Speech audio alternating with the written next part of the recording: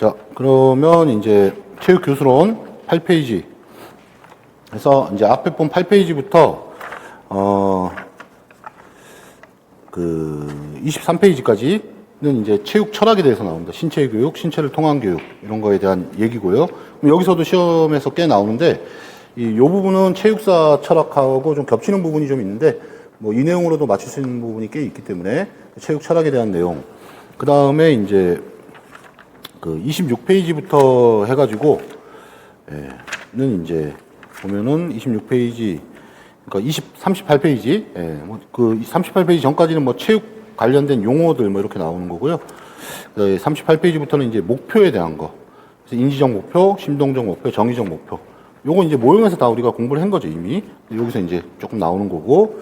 그 다음에 이제 목표, 내용, 방법, 평가. 이렇게 교육과정 구성 요소 순으로 되어 있습니다. 그래서 그 다음에 이제 나오는 게 48페이지부터는 내용과 관련된 거. 근데 내용과 관련된 내용은 뭐 크게 많지 않고요. 중요한 내용도 여기는 뭐 별로 없습니다. 그 다음에 이제 교수학습 방법. 그래서 대부분은 이제 58페이지부터는 교수학습 방법에 대한 내용입니다. 그래서 교수학습 방법에 대한 내용인데, 이제 링크 책하고 시덴탑 책밖에 없다 그랬죠. 교수학습, 교수론에 대한 책은. 그걸 이제 국내 교수님들이 번역해 놓은 책들이 여러 가지가 있는 것 뿐입니다. 그래서 우린 시덴탑과 링크 책, 그 책, 그리고 뭐, 제 책은 이제 다른 것들 다 조합해 놓은 책이니까요. 여기서 벗어나지 않고, 그리고 교수학습 방법에 대한 얘기가 거의 대부분이다. 그리고 이제 마지막에 우리가 공부했던 모형과 스타일도 사실은 크게 보면은 본인은 모형은 자기는 뭐 단순한 교수학습 방법이 아니라고 하지만 모형 밖에 빠져나와서 봤을 땐 모형이나 스타일 같은 거, 그리고 우리가 지금 여기 안에서 공부해야 되는 링크의 수업 방식 같은 것들이 있습니다. 이런 것들 다 대부분 교수학습 방법이라고 볼 수 있죠. 그렇게 해서 보도록 하겠습니다. 그러면 그래서 가장 쉬운 내용이라는 거죠. 이 교수론 자체가, 체육교수론이 우리가 지금 공부했던 뭐 역학, 생리학 이런 과목보다 훨씬 쉽고요. 그리고 심리사회처럼 외울 게 많지도 않고 뭐 그렇습니다. 그래서 우리가 잘 정리하셔가지고 간단하게 하시면 다 맞추고, 그러니까 한 개라도 틀리면 안 되는 그런 파트다. 내용도 제일 무난하고 제일 쉬운 영역이다, 이렇게 보시면 됩니다. 자, 그러면 8페이지부터 이제 보면은 8페이지에 이제 체육교육 사상의 변화 이렇게 나와 있죠. 요 내용은 이게 우리가 끝나면 이제 체육사하고 체육 철학이 있죠. 체육사, 뭐 체육 철학에서도 여기 지금 중복되는 내용들이 많이 섞여 있습니다. 그러면 이제 거기서는 또 거기서 보시면 되는 거고, 여기서는 여기 나오는 내용 그냥 이렇게 보시면 되는 거고, 그렇게 하면 되겠습니다. 그럼 8페이지 먼저 보면은 01 체육교육 사상의 변화 이렇게 돼 있죠. 그래서 체육 교육 사상의 그 변화 흐름이 신체 교육에서 뭐 신체를 통한 교육, 그다음에 움직임 교육, 인간 중심 체육 교육 이런 식으로 변화해 왔다. 그런 내용들이 이제 나와 있는데, 이런 것들에서 이제 시험에 나오죠. 올해도 나온 거죠. 뭐 신체 교육, 신체를 통한 교육 이런 것들이 이제 보시면 이건 이제 미국 중심 책은 다 미국 거 번역해 놓은 겁니다. 그래서 요 앞에 부분 책은 지금은 절판된 그 최희창 선생님 책인데, 최희창 선생님의 체육교육 탐구라는 책이 있습니다. 근데 책은 절판됐는데 문제는 그 책에 있는 내용을 국내 교수님들이 자기 책에 또 다른 책에, 그 책도 마찬가지로 번역본이지만 이렇게 인용해서 쓰다 보니까 다른 책에 다 들어가 있다는 얘기죠. 들어가 있으니까 절판이 됐어도 출제가 되는데 별로 문제가 되지 않습니다. 하여튼 체육교육 탐구라는 책은 절판됐습니다. 이 책은 예전 임용고시, 그 초창기 임용고시에서는 거의 독보적인 책이었다, 그 책이. 뭐 그렇게 볼 수 있는데, 그래서 이제 그 8페이지 보시면 이제 미국 중심 얘기다. 여기 8페이지, 9페이지, 10페이지다. 이런 얘기들이요. 그래서 이제 지금은 그 간격이 좀 짧아졌지만 대부분 미국에서 이제 어떤 활동들이 일어나면은 우리나라에는 그게 한 10년, 뭐 15년 이후에 우리나라에서도 미국에 했던 그런 내용들이, 옛날에 제가 대학 다닐 때 보니까 그러더라고요. 미국 애들이 달리기 할 때는 우리는 다른 거 하다가 이제 우리한테 그 미국 애들이 달리기 뭐 이런 것들이 유행이 되면은 우리한테 이제 이런 것들, 요즘 중학생들이 달리기 많이 하는 것 같습니다. 왜 그런지 모르겠는데 요즘 이렇게 나가면 애들끼리 모여서 달리기를 많이 하더라고요. 근데 하여튼 미국에 있던 그에서 이제 대세가 됐던 그런 것들이 우리나라한테 넘어오는데 조금 시간이 걸리고, 그러니까 결국 미국 게 우리나라 게 되는 거고 이런 거죠. 뭐 그렇게 이제 볼 수 있는데, 하여튼 미국 중심으로 나와 있는 책이다, 이렇게 보시면 됩니다. 그럼 8페이지에 19세기 초중반에 체육교육의 그 사상, 철학이 어떤 게 대세였냐, 뭐 그런 거죠. 그래서 여기 보면 19세기 초중반 이렇게 나와 있는데요. 이거 뭐 19세기 초중반 이렇게 뭐 구분해서 하실 필요는 없는데 대략적으로만 보시면 됩니다. 먼저 나와 있는 게 19세기 이제 초중반이죠. 초중반 해가지고 초중반은 체조 중심의 신체의 교육이 대세였다는 얘기죠. 신체의 교육. 이런 것까지 외울 필요는 없습니다. 한 19세기 정도의 초에는 신체의 교육으로 체육 철학이 이제 대세를 이뤘구나. 이렇게 보시면 됩니다. 그래서 그 1. 체조 시스템 이렇게 나와 있죠. 그럼 19세기 초중반 미국에서 어떤 모습들이 있었냐? 그 1. 체조 시스템 먼저 나오는데 그 내용 보겠습니다. 양가를 1번.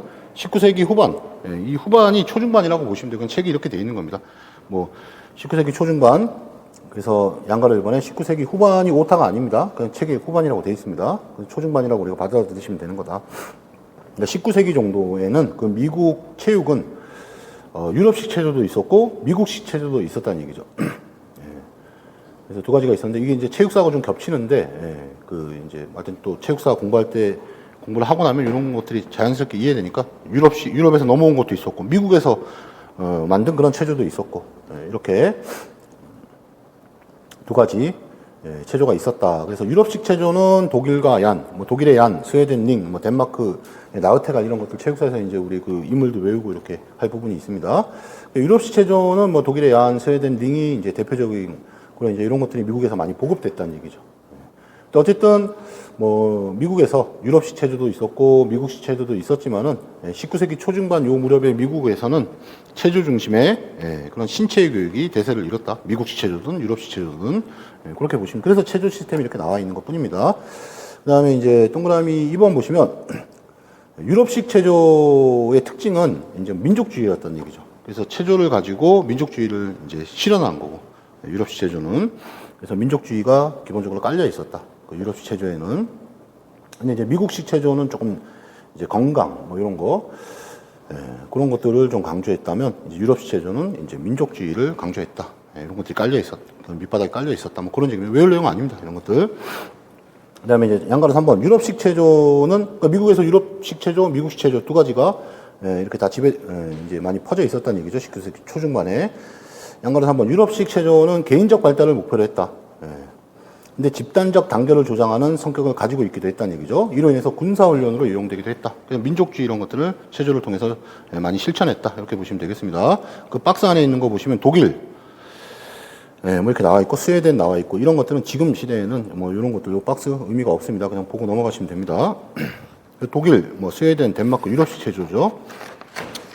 그 다음에 양가로 4번 19세기 그 유럽식 체조 시스템에 스며 있었던 이런 민족주의는 역사와 사회가 다른 그 미국에서는 좀 이제 살아남기가 좀 불리해졌다는 얘기죠. 그래서 미국식 체조 시스템과 경쟁이 있어서 유럽식 그 체조들이 조금 밀렸다는 얘기죠. 나중에는 뭐 이런 게 중요하지 않습니다. 하여튼 유럽식 그 시스템들은 민족주의 이념보다는 이 프로그램에 규칙적으로 참여함으로써 얻어지는 어떤 신체적 도덕적 혜택과 건강상의 이익에 대해서 강조하기 시작했다. 별 내용 없었죠. 미국에서 19세기 초중반에 유럽, 미국 이렇게 두 가지 체조 시스템들이 많이 보급이 되었었는데 하여튼 그 19세기 초중반에 미국에서 체조 중심의 그런 어떤 그 신체 교육을 실천하는 그런 분위기가 좀 있었다는 얘기고 또 19세기 초중반에 또 어떤 움직임도 있었냐면은 그 양가로 4번 밑에 있는 박스도 뭐 크게 의미 없습니다. 그냥 넘어가셔도 됩니다. 그 이제 자세히 구분하면은 이제 이렇게 뭐 독일식, 스웨덴, 뭐 히치코크식 이렇게 구분할 수 있다는 건데 이건 뭐 의미가 없습니다.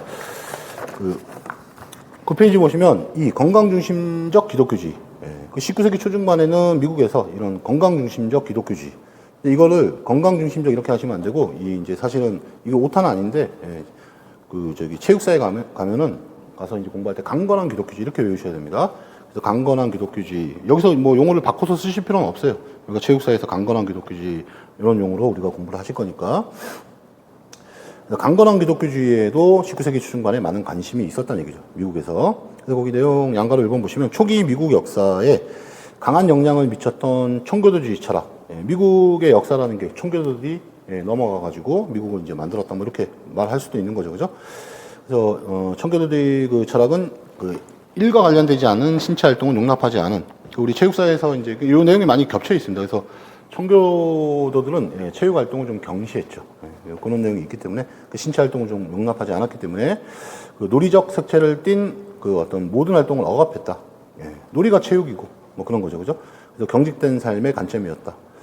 그 청교도들이 체육을 좀 경시했는데 아무래도 미국의 그 어떤 역사를 볼 때 청교도들이 넘어가서 이제 미국을 건설하고 이렇게 그래서 이런 청교도주의 그런 철학들이 체육을 경시하는 그런 것들이 영향을 줄 수밖에 없었다는 얘기죠. 근데 그 양가라 2번 보시면 19세기 중반 동부 지역이 발전하고 이제 산업혁명이 무르익고 미국에서 그 중산계층이 성장하고 뭐 이렇게 이제 도시들이 발달하기 시작하자 이제 청교도주의 철학은 이제 좀 점차 그 영향력을 잃어가기 시작했다. 그래서 종교와 스포츠가 건강 중심적 기독교주의, 강건한 기독교주의 얘기하는 겁니다. 이런 철학을 통해서 일종의 타협을 이룬 것도 이러한 맥락이다. 청교도 때문에 체육이 좀 경시받았는데 나중에 이제 19세기 초중반 정도 되니까 이런 강건한 기독교주의 이런 것들 뭐 타협을 이뤘다 뭐 이런 얘기죠. 양가라 3번 계속 건강 중심적 기독교주의, 여기 강건한 기독교주의입니다. 근데 여기서 고치실 필요는 없습니다. 체육사에서 공부하시면 됩니다.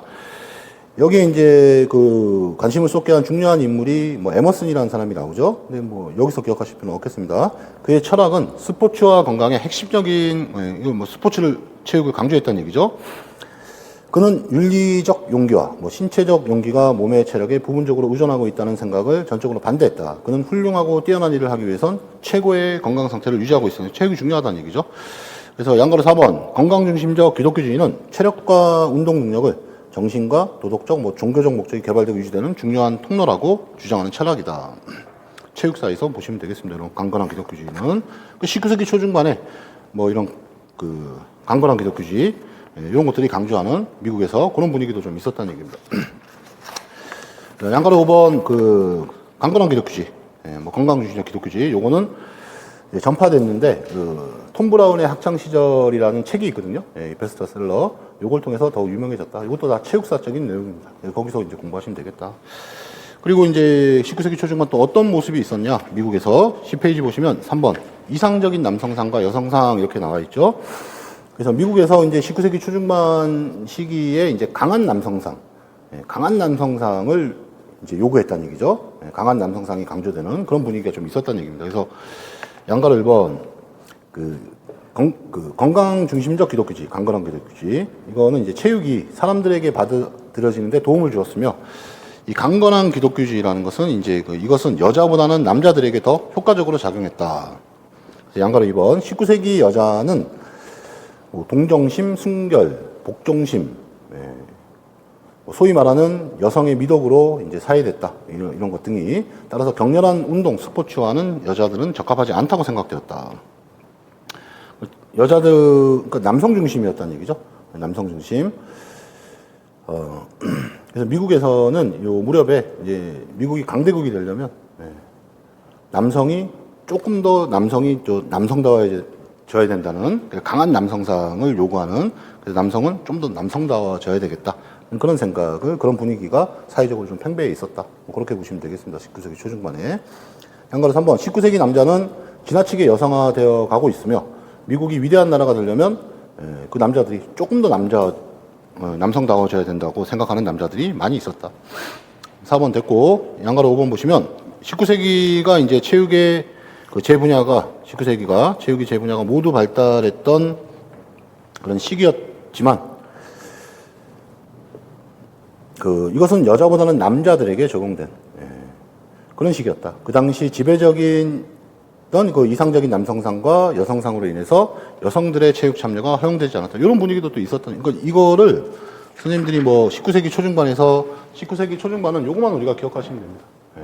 신체의 교육이었다. 체조 중심의 신체의 교육이었다. 이렇게 신체의 교육인데 스포츠를 가지고 신체의 교육을 한 건 아니고요. 이때는 체육이 체조였습니다. 체조가 체육이었습니다. 그래서 체조 중심의 신체의 교육. 이게 19세기 좀 요거만 기억하시면 되겠고 뭐 요것도 정확히 기억 안 하셔도 됩니다. 제일 처음은 신체의 교육이었다. 체조 중심의 신체의 교육. 결국 여기 1, 2, 3, 4로 19세기 초중반 분위기가 나와 있지만 미국의 분위기가 나와 있지만 결국 1번 체조 시스템. 그래서 체조 중심의 신체의 교육. 요거만 알고 계시면 되는 거고 2번, 3번, 4번 이런 내용을 외우고 이럴 내용은 전혀 아닙니다. 3번까지 봤으니까 4번 볼게요. 4번 보시면 아마추어리즘과 페어플레이 정신 뭐 이렇게 나와 있죠. 19세기 초중반에 이 아마추어리즘 그리고 페어플레이 정신 이런 것들도 굉장히 많이 사회적으로 미국 사회에서 강조했다 이런 얘기입니다. 그래서 그 양가로 1번 보시면 건강 중심적 기독교주의의 그 철학은 종교 스포츠 건강을 하나로 통합시킴으로써 새로운 시민 종교를 탄생시켰다. 그래서 양가로 이번 스포츠 활동에 대한 미국인의 그 태도와 실천은 영국적 이상에 의해서 영국적 이상이 아마추어리즘과 페어플레이 정신입니다. 영국적 이상이잖아요, 그죠? 그래서 이런 것들은 이제 아마추어리즘과 페어플레이 정신을 의미하는 거고 이런 것들에 의해서 영향을 많이 받았다는 얘기죠. 19세기 후반 스포츠가 이제 부흥하게 되자 사람들은 아마추어리즘, 페어플레이 정신을 이제 구현하고자 했다. 그 영국의 이상을. 그래서 19세기의 그 아마추어리즘은 거의 전적으로 부자들의 영역이었다. 이것도 다 체육사적인 내용입니다. 그래서 아마추어 스포츠인이 된다는 것은 부잣집 아들이라는 것을 의미했다. 또한 운동만을 하면서 이제 살지 않으며 그것으로부터 이제 어떤 금전적인 대가를 받지 않는다는 것을 의미했다. 외울 건 하나도 없습니다. 양가로 3번. 페어플레이와 좋은 경기 등은 이제 영국 상류층에서 중요하게 여겼던 윤리적 미덕들이었다는 얘기죠. 그 영국적 이상이었다는 얘기입니다. 이런 것들이 미국에서 19세기 초중반에 마찬가지로 많이 이렇게 강조됐다. 이렇게 보시면 되겠습니다. 양가로 4번. 윤리적 행동 규칙으로 아마추어리즘, 페어플레이 정신이 가장 명백하게 보여진 것은 제1회 쿠베르탱에 의해서 우리가 부활된 그 근대 올림픽 게임이었다. 이렇게 쿠베르탱은 고대 올림픽 게임의 고대 올림픽이 있고 이제 근대 올림픽이 있는 거죠. 그래서 근대 올림픽이 그 고대 올림픽의 게임의 웅장성과 신화적 의미를 그대로 재현하고 싶어 했다. 쿠베르탱은. 근데 이 쿠베르탱 아까 그 톰 브라운의 학창 시절 그 책이 있는데 쿠베르탱이 그런 책을 읽고 영국에 가서 실제로 이제 가서 거기에 그 스포츠 중심의 어떤 단체 운동 이런 것들을 통해서 가서 이제 뭐냐면 체조 중심으로 대부분의 유럽에서는 체조 중심으로 이렇게 스포츠를 스포츠가 아니죠. 체조 중심의 그 신체 활동을 한 거죠. 근데 영국에서는 체조도 있었지만 대부분 영국에서는 단체 종목 중심의 스포츠 활동을 많이 했기 때문에 근데 지금 제가 말하는 게 이게 체육사에서 해야 되는 말입니다. 그래서 톰 브라운의 학창 시절 이걸 어릴 때 쿠베르탱이 읽어봤겠죠. 읽어보고 가서 직접 영국에 가서 그런 활동들을 스포츠 활동을 보고 자기 나라로 돌아와서 프랑스로 와서 스포츠를 퍼뜨리고 그런 매개체 역할을 한 전파 매체 역할을 한 중요한 그 책이 베스트셀러가 톰 브라운의 토마스 위주의 그 톰 브라운의 학창 시절이라는 책입니다. 그래서 그런 책도 막 나오고 이러는 겁니다. 그게 좀 체육사적인 내용이 많다. 자, 그렇게 보시면 되겠고요. 그래서 쿠베르탱 얘기도 나오는 거고요. 그래서 마저 읽어보면은 그 19세기 초중반 미국뿐만 아니라 여러 국가에서 중요시했던 이 아마추어리즘, 페어플레이 정신 이런 거에 의거해서 올림픽 게임을 부활시켰다. 이렇게 나와 있죠. 그래서 이렇게 크게 네 가지로 나눠가지고 19세기 초중반 미국의 어떤 모습을 이렇게 설명하고 있는 겁니다. 근데 19세기 초중반은 체조 중심의 신체의 교육이었다. 이렇게 보시면 되겠습니다. 그리고 요거 하나 적어두세요. 이런 것들은 시험에 나오죠. 신체의 교육 이런 것들. 신체의 교육, 신체를 통한 교육 이런 것들은 답으로 쓰게 하죠. 그죠? 그것 때문에 이 앞에 부분이 의미가 있는 거고요. 나머지는 이렇게 정리해서 1, 2, 3, 4로 외우고 지금 봤던 내용을 그렇게 하는 내용은 아닙니다. 전혀. 신체 교육.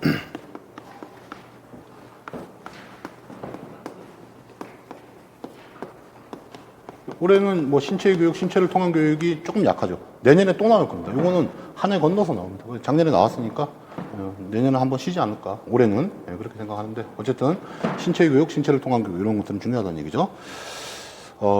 철학에서도 또 나오고 여기 지금 나오니까 나오는 내용으로 또 정리할 거 정리하시고 또 다른 파트에서 나오면 거기서 또 정리하시고 이렇게 하시면 됩니다. 신체 교육은 본질주의의 영향을 받았다.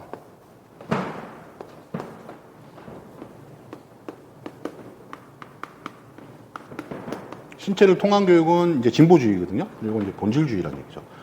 영향을 받은 체육 철학이죠. 그래서 받은 것으로 신체 활동을 통해서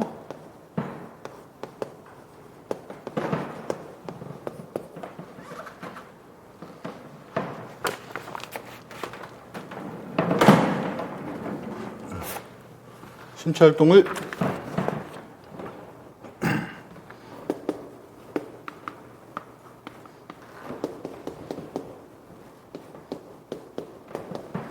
발달시키고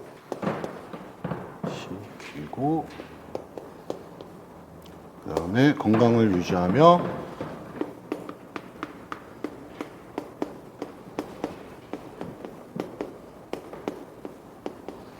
운동 기능을 이제 숙달하는데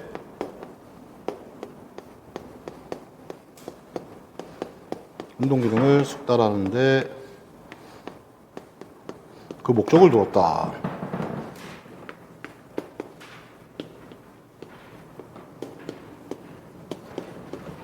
이거 적는 이유는 이걸 외우라는 얘기 전혀 아닙니다. 시험에서 요걸 맞추기 위해서 이거 활용하시는 겁니다. 본질주의다. 요 정도까지만 신체의 교육은 본질주의다. 요 정도만 기억하시고요. 요 내용이 신체의 교육 내용이라는 얘기죠.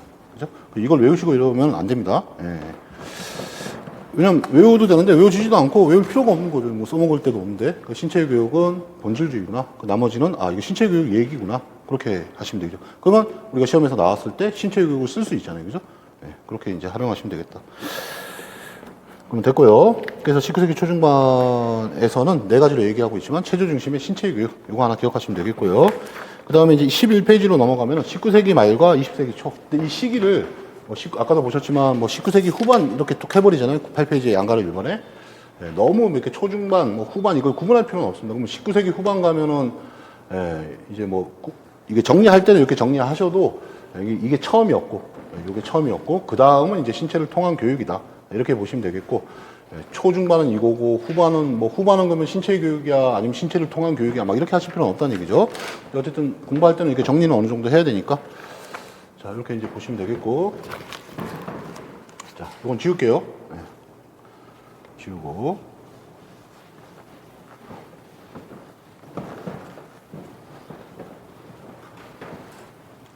먼저, 신체를 통한 교육이었죠. 그 다음에 나오는 게 이제 그 11페이지 보시면 19세기 말과 20세기 초 이렇게 나오죠. 19세기 말과 20세기 초.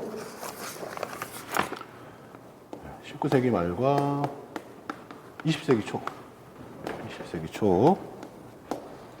요거는 이제 신체를 통한 교육으로 신체의 교육에서 신체를 통한 교육으로 체육 철학이 바뀌었다는 얘기죠.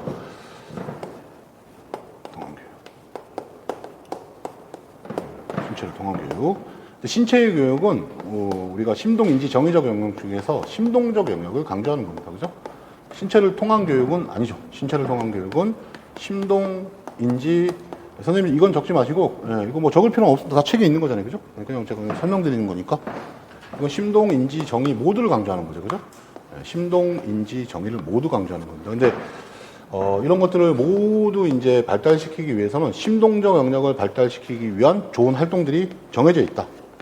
이런 활동들이 인지적 영역을 발달시키기 위한 또 활동들이 정해져 있다는 얘기죠. 그렇게 생각을 했다는 얘기입니다. 이때 그 학자들이 또 정의적 영역을 발달시키기 위한 또 좋은 어떤 신체 활동들이 있다는 얘기죠.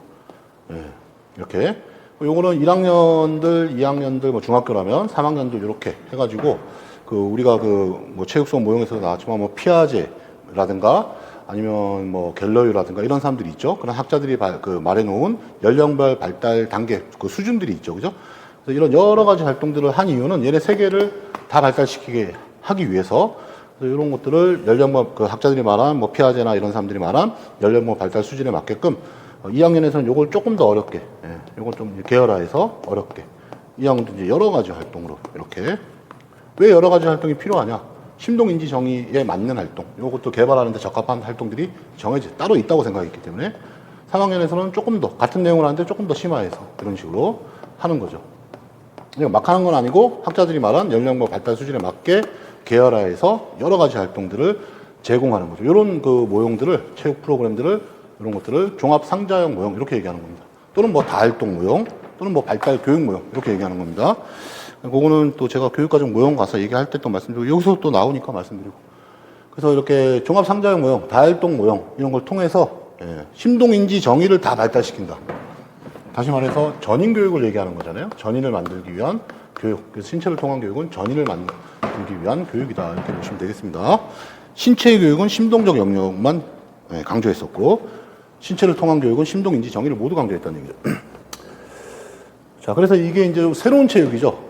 이 신체를 통한 교육이. 그래서 새로운 체육이, 뉴 체육이죠. 그죠? 새로운 체육이기 때문에 신체육 이렇게 부르는 겁니다. 신체육.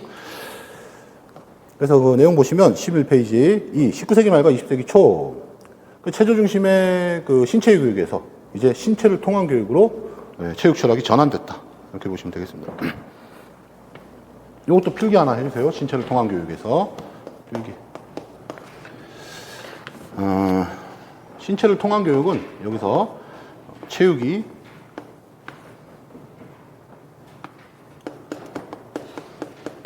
단순한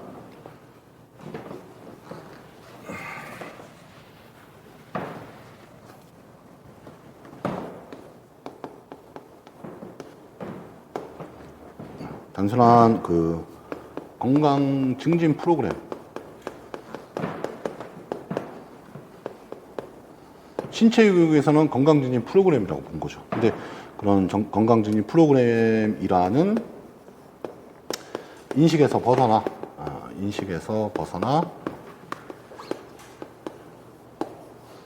교육적 의미, 전인을 만드는 거죠. 교육적 의미, 의미의 체육으로 이제 전환되면서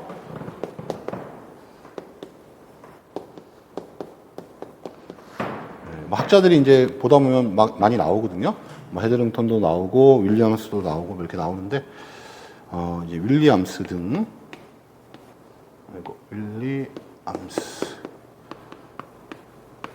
등이 주장한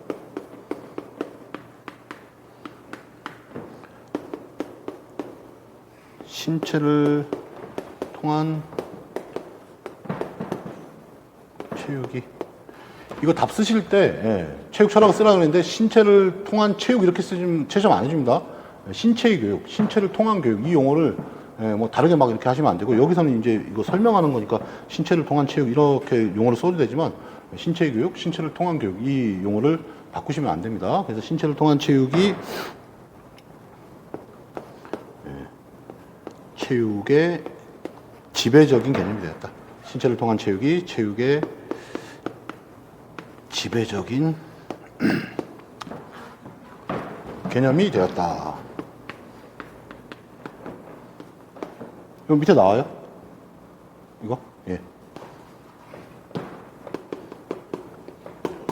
이렇게.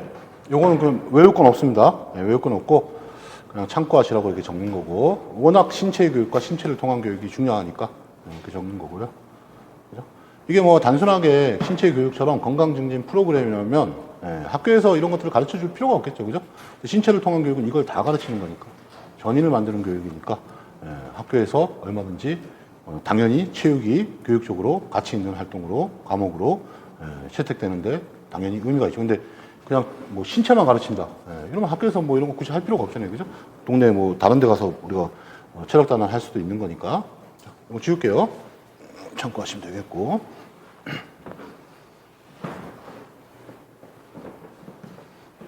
자, 됐죠? 그 다음에 이제 그 안에 내용 보시면 조금 보실 게 있는데, 양가를 1번 보시면 토마스 우드라는 사람이 나오죠. 토마스 우드는 1893년 뭐 시카고에서 개최된 국제교육학회에서 새로운 체육, 신체육이죠. 새로운 체육, 뉴체육, 새로운 체육, 새로운 체육에 대한 자신의 견해를 발표했다. 그래서 우드의 그 발표는 체조 중심의 신체 교육이죠. 그죠? 체조 중심의 체육으로부터 신체를 통한 교육으로서의 그 체육, 철학으로 이제 넘어가는 분수령을 마련했다. 자, 이 철학은 20세기 체육계의 지배적인 사상이 되었고, 19세기 말, 뭐 20세기 초, 19세기 초, 뭐 중반 이럴 땐 신체 교육, 19세기 말, 뭐 20세기 초 이때는 신체를 통한 교육이 지배적이었다는 얘기죠. 그래서 이 철학은 20세기 체육계의 지배적인 사상이 되었고, 진보주의 교육 이론이 신체육의 그 철학적 그 근거를 마련해 줬다. 이거 다 중요한 얘기죠, 그죠? 진보주의 체육이 신체육의 철학적 근거를 마련해 줬다는 거. 근데 이게 여러 군데에서 이렇게 나오기 때문에 뭐 하여튼 요 내용으로도 우리가 이따 기출 문제 보시면 충분히 맞추는 문제들이 꽤 있죠. 자, 그 다음에 이제 양가로 2번. 진보주의 그 교육운동에 있어서 중요한 사람이 존 듀이죠. 듀이라는 사람이 있죠. 자, 양가로 3번 보시면 진보주의 교육에서는 하는 것이 아는 것과 동일하게 중요시되었다. 그래서 그는 그 뒤에 얘기하는 거죠. 인간의 총체성을 강력하게 믿었고, 신체와 정신은 서로 분리될 수 없고, 그 다음에 모든 심신 이론론을 얘기하는 거죠. 그죠? 근데 이거 체육 철학에서 우리가 공부하시면 됩니다. 여기서 그냥 필요한 것만 보시면 됩니다.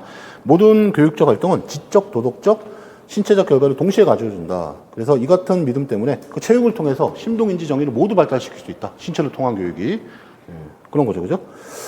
그래서 뭐 글자 자체가 신체를 교육하는 거죠. 신체의 교육이라는 건. 이건 신체를 가지고, 통해가지고 교육을 하는 거니까. 네, 그죠? 뭐, 다 내용이 포함되어 있죠, 글자 자체에.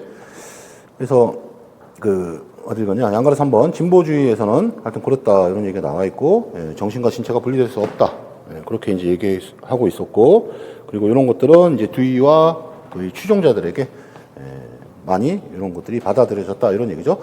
자, 양가로 4번에 두이는 체육의 강력한 지지자였다. 그래서 그는 그의 그 지지는 체육이 사회적 목적을 성취하고자 할 때 더욱 강화되었다.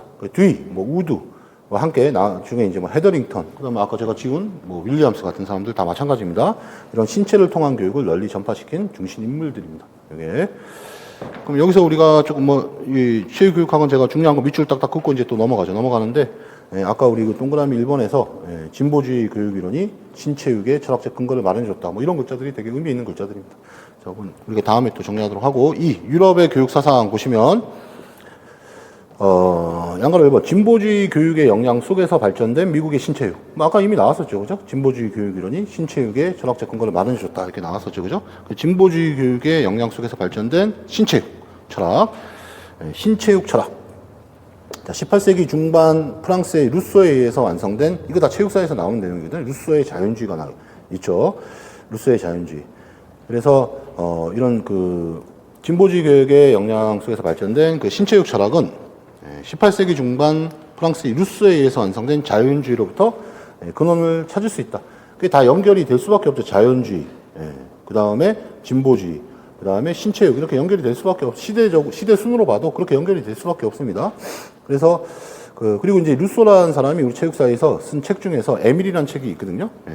뭐 거기에서 이제 우리가 외우시면 되는데, 에밀이라는 작품 속에는 뭐 남자와 여자아이를 위한 이상적인 교육의 모습이 들어져 있다. 그래서 우리가 그 체육사에서 또 공부할 내용이 조금 있습니다. 이게 에밀에 대해서. 됐고, 양가로 2번 그냥 읽어보시고요. 양가로 3번 보시면 12페이지에 루소에서 시작해, 루소의 자연주의, 두이의 진보주의, 이렇게 되는 거죠. 루소에서 시작해서 두이에까지 영향을 미친 사슬에 가장 처음으로 해당되는 사람이 이제 바제도였다. 바제도 뭐 이렇게 부르기도 하고, 바제도는 이제 체육사에 가면은 범해주의 이제 학자로서 또 내용이 나옵니다. 거기서 우리가 공부하시면 됩니다. 그래서 1774년 독일의 바게학교, 범해학교라고 이제 체육사는 체육사 용어로 외우셔야 되는데, 근데 여기 막 앞에 좀 겹쳐가지고 좀 그렇긴 한데, 그래서 거기서 강건한 기독교주의 뭐 이런 용어로, 뭐 바게학교 이 용어는 뭐 여기 그냥 나오는 거니까 흘려서 보시면 돼요, 그냥. 독일의 이제 바게학교라는 이제 학교를 설치하고 루소가 제시는 했지만 실천하지 못한 자연주의 철학을 실제 실현시켰다. 그래서 그 안에 동그라미 1번 보시면 바제도우는 루소의 주장에 따라서 경험적 학습이 중요시되는 자연주의적 교육을 주창하였다. 그래서 바제도우가 이 학교를 만들어가지고 독일에다가 루소의 자연주의 철학을 뭐 실현했다. 뭐 이런 얘기죠. 체육사 가면 자연스럽게 우리가 순서대로 정리하다 보면 이런 내용들이 문제가 되지 않는다. 그 다음에 이제 2번 보시면 체조, 게임, 스포츠, 놀이 등이 이제 이 학교의 중요한 교육 과정이었다. 이런 얘기고, 양가로 4번에 이제 페스탈로치도 나오는데, 우리 체육 교수론 교육학에서 이제 페스탈로치가 중요하진 않습니다. 이 사람도 워낙 유명한 사람이긴 하지만 그냥 가볍게 보겠습니다. 양가로 4번 페스탈로치, 전 유럽의 교육 개혁가들 중 가장 영향력 있는 사람으로 모든 지식은 경험과 활동에 근거한다고 믿었다. 뭐 경험 학습을 중요하게 생각한 사람이죠. 이 페스탈로치라는 사람이. 그리고 뭐 신체 훈련을 교육에 포함해야 된다. 뭐 이렇게 많이 강조했고, 하여튼 뭐 우리한테는 페스탈로치가 그렇게 의미가 중요하진 않다. 뭐 대단한 사람이지만. 그 다음에 이제 동그라미 1번 보시면 기본적 교육 방법으로 경험 학습을 이용했고, 내용이 나오네요. 신체 훈련을 중요한 교육 내용으로 삼았다. 페스탈로치라는 사람이. 근데 이거 가지고 이 학자 누구냐? 페스탈로치. 그렇게 안 나오죠. 이렇게. 양가로 5번 두이는 진보주의 교육 사상에 영향을 준 사람이죠. 그리고 독일, 이제 프레벨이라는 사람도 유치원, 유아교육에서는 굉장히 중요하겠죠. 근데 우리한테는 뭐 그렇게 크게 의미는 없습니다. 근데, 여기서 우리가 좀 볼 내용이 있으니까 그냥 보는 겁니다. 양가로 5번에 이제 두이의 진보주의, 영향을 준 게, 프레벨이라는 사람이 있었다는 얘기죠. 독일 교육자, 프레벨. 유치원 창시자죠. 그 사람이. 그래서 동그라미 1번, 프레벨은 삶의 총체성과 뭐 활동의 총체성을 믿고 있었다. 이건 뭐 의미 없고. 그 동그라미 이번에 유치원을 처음 창안한 사람. 유치원 처음 만들고 뭐 이렇게 유아교육, 놀이교육 강조하고 누구냐? 프레벨. 이렇게 물어볼 이유는 없겠죠, 우리 시험에서. 예, 하여튼 뭐 유치원을 처음 만든 사람이다. 창안한 사람이다. 그리고 놀이교육을 강조했다. 뭐 이런 거. 그 유아교육에서 되게 중요한 인물이다. 뭐 그런 내용이 나와 있고요. 예, 동그라미 3번에 프레벨은 스포츠와 게임. 예, 놀이나 뭐 게임이나 스포츠나 그죠? 예, 그래서 놀이교육 이런 것들을 많이 강조했습니다. 그래서 프레벨은 스포츠와 게임은 아동의 신체적 능력뿐만 아니라 지력과 성격, 함양에도 중요하다. 뭐 이렇게 강조했다는 얘기죠. 자, 양가로 6번. 뒤는 프레벨의 그 아이디어에 엄청난 영향을 받았다. 그래서 그 놀이교육이 중요하다. 영향을 많이 받았다는 얘기입니다. 진보주의, 신체육 이런 식으로 이런 얘기를 하고 있는 겁니다. 여기서. 그래서 이 프레벨의 놀이교육 이런 거에 많이 영향을 받았고요. 그래서 그 진보주의 교육 철학에 뒤가 많이 포함시켰고, 그리고 우드가 신체육을 주장하고 헤더링턴이 신체를 통한 교육으로서 체육의 그 개념을 세련화시킨 것도 이와 같은 철학적 사상과 교육 이론의 바탕 그 속에서 이제 뭐 이런 것들이 다 연결이 되어 관련이 있다. 뭐 이런 얘기죠. 자, 그 다음에 3. 철학적 개념으로, 이 앞의 내용은, 이게 뭐 그냥 이런 내용입니다. 이런 내용이고, 이게 이제 진짜 체육 교수론 딱 들어가면, 근데 이제 신체육 교육과 신체를 통한 교육이 중요하기 때문에 앞의 내용도 조금 의미는 있습니다. 근데, 체육 교수론이 이제 딱딱 부러지는, 좀 끊어지는 과목이거든요. 이제 그거는 이제 본격적으로, 이제 몇 페이지냐. 58페이지 정도 이제 넘어가면은, 뭐 교수 연습 방법 해가지고 1인 연습법, 여기서부터 이제 진짜 그 체육 교수론 같은 내용들이 나오는 거고요. 근데 지금 앞에 내용도 시험에 나오기 때문에 이건 이런 식으로 우리가 정리하면 되는 겁니다. 그러면 쭉 읽으면서 이렇게 정리하면 됩니다. 그래서 다시 볼게요. 12페이지. 12페이지에 3. 철학적 개념으로서의 놀이. 좋은 글자들이 어떤 게 있느냐? 뭐 그것만 우리가 빼가지고 이렇게 보면 되는 거죠. 그죠? 보다가 이제 뭐, 이런 거 외워야 되고, 신체 교육, 신체를 통한 교육, 자연스럽게 공부하다 보면, 우리가 암기가 되는 부분이고, 뭐 이런 거, 놀이교육, 뭐 진보주의, 신체육 이런 식으로 영향을 줬구나. 뭐 이런 거 우리가 여기서 확인할 수 있고, 뭐 다른 부분에서도 확인할 수 있지만, 체육사에서도.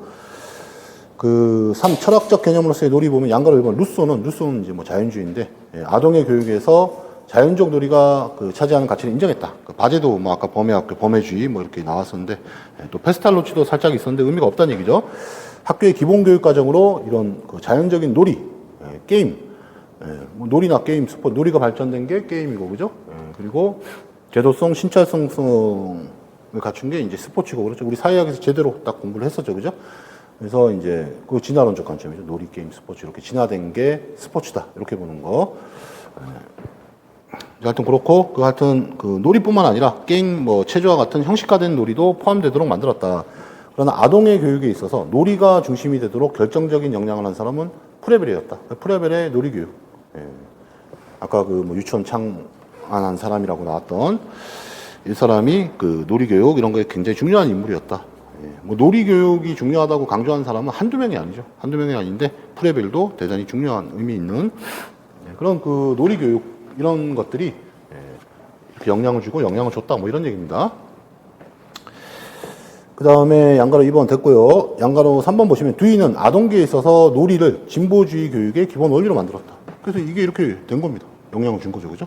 그래서 놀이를 진보주의 교육 이론의 기본 원리로 만들었다. 놀이교육이 진보주의에 영향을 줬다는 얘기죠. 자, 진보주의 교육이 미국 교육계에 점차 강력한 영향을 키워가자 놀이는 합법적인 교육 내용뿐만 아니라 더 나아가 근본적으로 이제 필요가로 되는 것이라는 생각이 널리 받아들여졌다.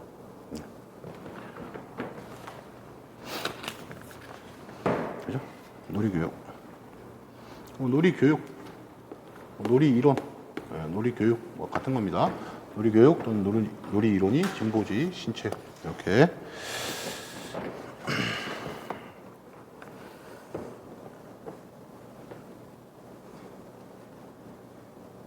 그냥 적어드릴까요? 여기다. 뭐 이렇게 해도 되고요. 뭐 그냥 따로 하나 이렇게 적어도 괜찮습니다.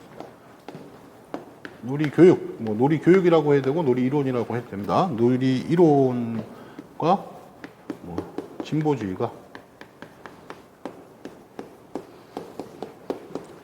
신체육에 영향을 줬다.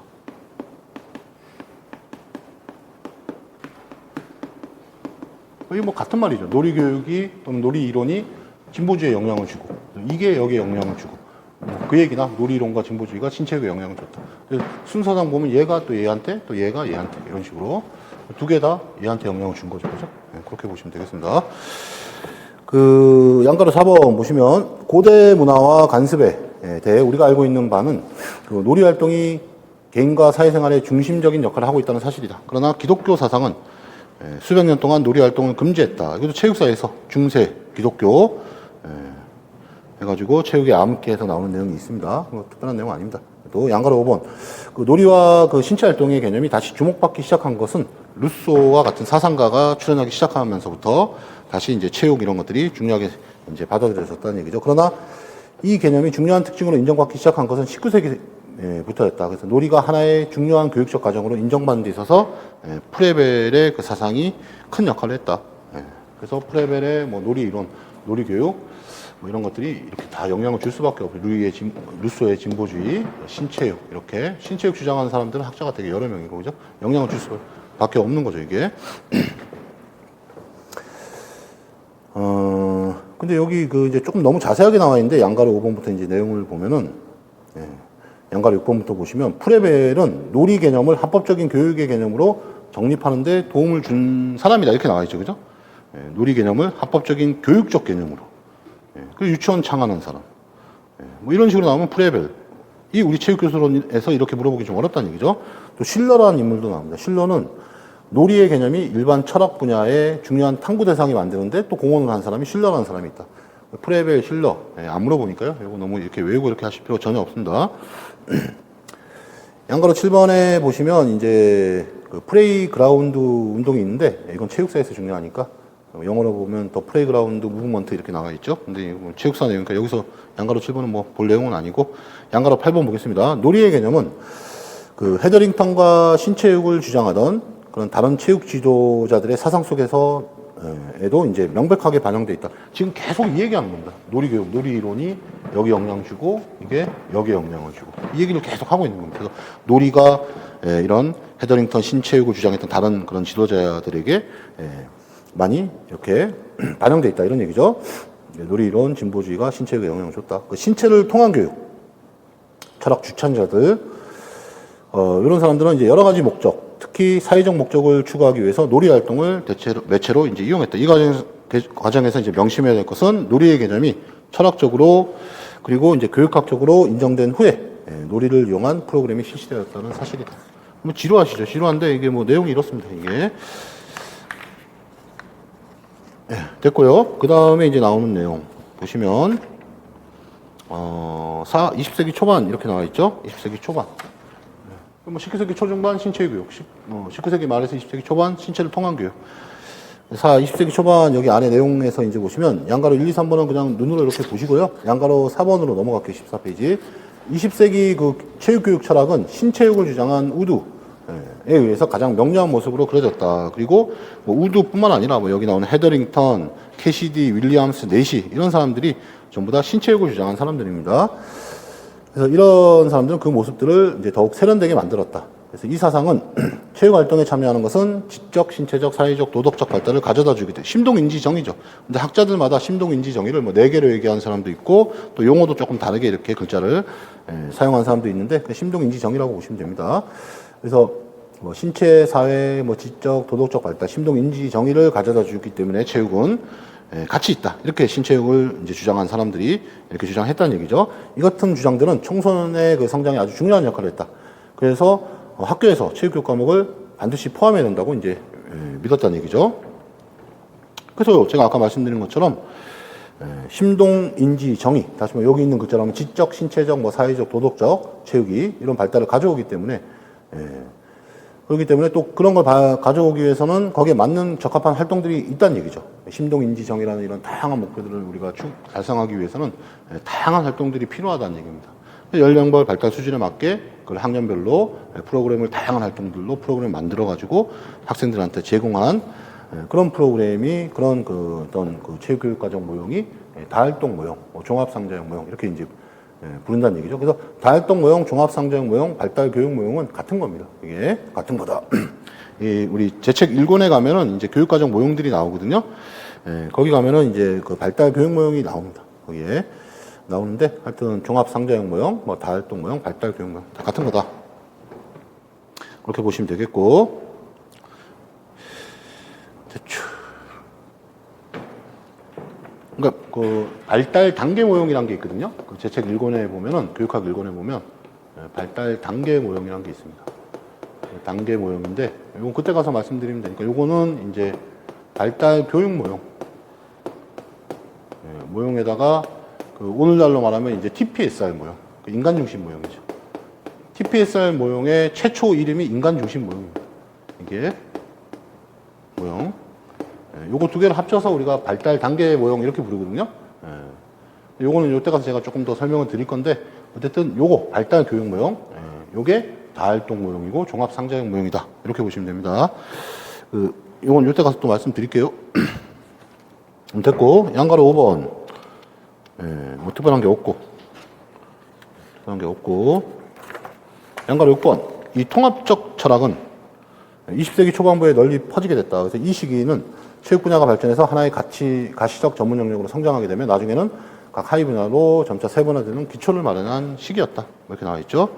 어쨌든 19세기 말과 20세기 초반에는 이제 신체를 통한 교육이 체육 철학이 신체를 통한 교육 철학이 대세를 이뤘다. 이렇게 보시면 되겠습니다. 그리고 이제 시대가 조금 이제 시간이 지나가면서 20세기 중반이 되면은 조금 다른 움직임들이 있습니다. 20세기 중반에는 이제 움직임 교육. 움직임 교육이 조금 대세를 이뤘습니다. 이게. 이거 체육 교육 사상, 교육 철학의 변화 과정을 이렇게 보는 거잖아요. 그래서 19세기 초중반은 신체 교육이었다. 그때는 신체를 통한 교육. 20세기 중반쯤에는 이제 움직임 교육이 대세를 이뤘다. 이렇게 보시면 됩니다. 그래서 움직임 교육. 이거 좀 쉬었다 할게요. 잠시 쉬었다 가도록 하겠습니다.